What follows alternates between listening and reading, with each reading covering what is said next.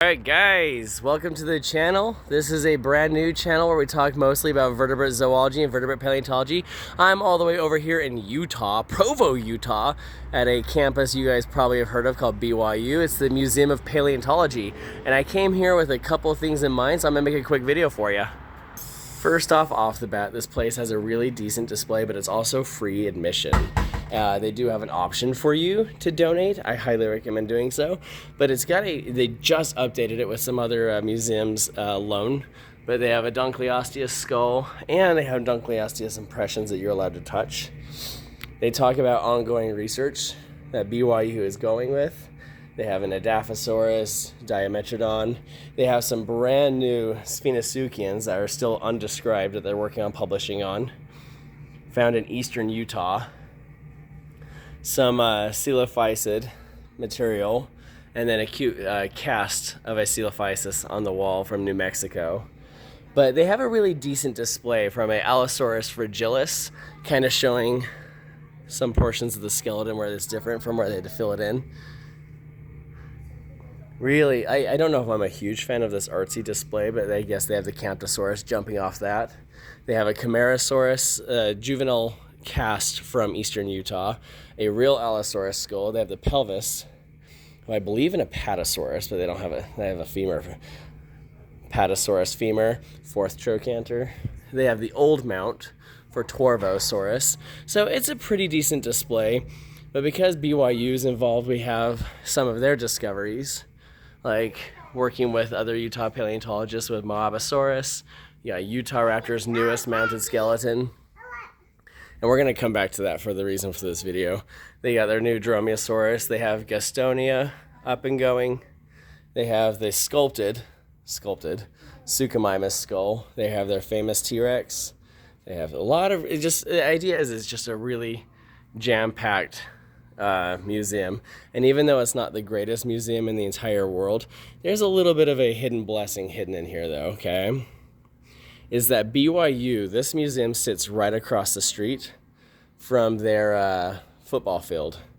I think the Lavelle Edwards Stadium is what they used to call it.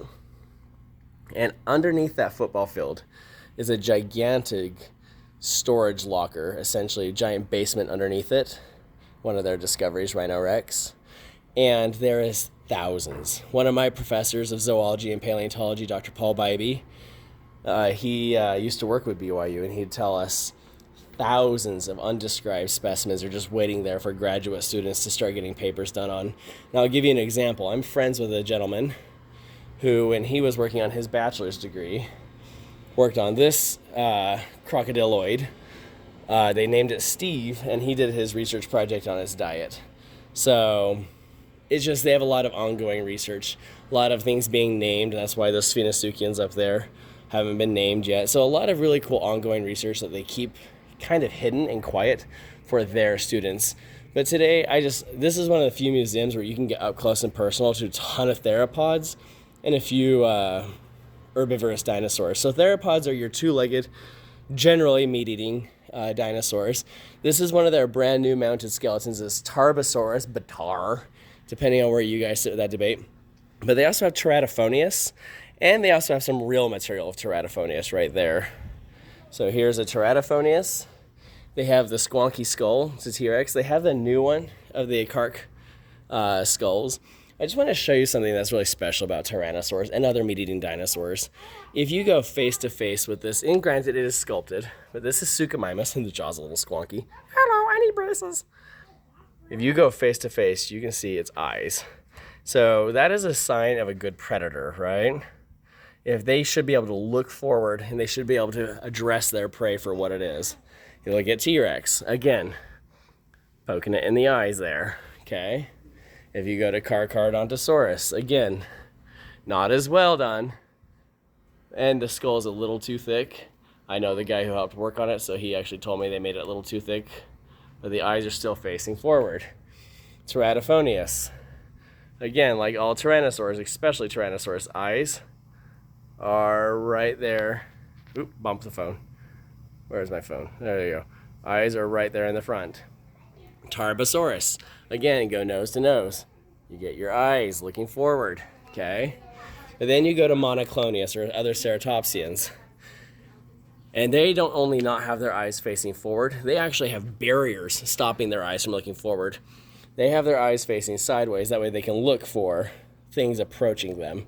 You don't need as much depth perception when you're chasing grass, or sorry, they're not eating grass. When you're chasing plants, but you want a wide field of view to avoid predators. So this is why a lot of herbivores have their eyes facing sideways, while a lot of carnivores who do need depth perception for the chase have their eyes facing forward. Let's try Utahraptor.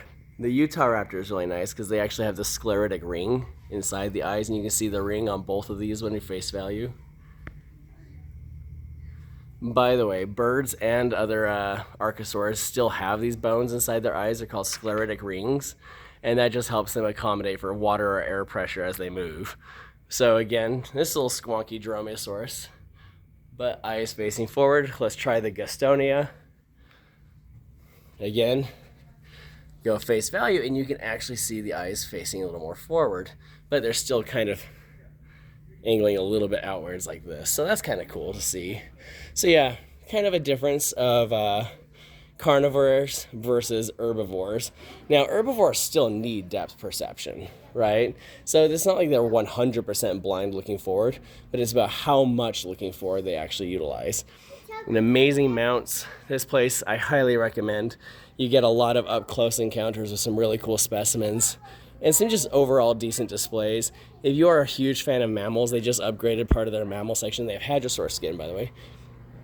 But they have the Smilodon, Thylacophilus, a new Smilodon skeletal mount, multiple cervids.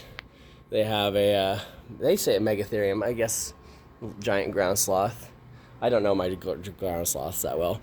They have this story of this part of the specimen that was found while doing construction on a Walmart in Orem, Utah. So I strongly, it's actually one of their cousins I'm actually writing a book about right now. So stay tuned for that.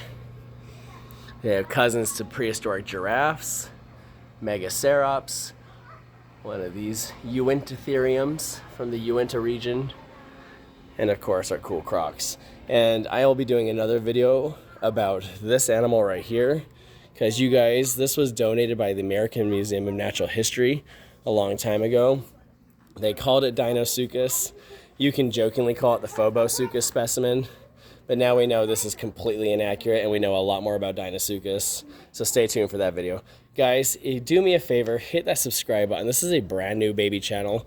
And hit that like button. Let's see if we can get this algorithm going. Let's get some more pro science channels out there. And let's talk vertebrate zoology and vertebrate paleontology. How does that sound? And I'll give you guys more updates on the books I'm about to release. Thanks, guys. Bye.